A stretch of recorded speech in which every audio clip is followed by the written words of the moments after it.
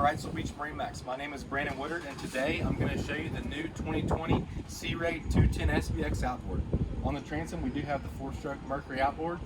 Across the transom, we've also got the sea deck. Your battery switches are located in the walkthrough right here. Being that you do have an outboard, you've got plenty of storage where the inboard motor would be located.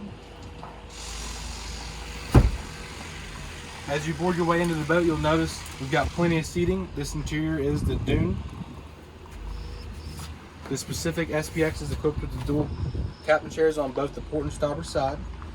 At the cockpit, you'll notice a nice touchscreen Simrad, Fusion stereo. We've also got some blue courtesy lights. On the port side, we've got even more storage directly beneath. This boat holds 40 gallons of fuel and 12 people. Nice large wraparound bow seating, and we do have a full-size bimini top. Again, my name is Brandon Woodard. Feel free to contact us 910-256-8100.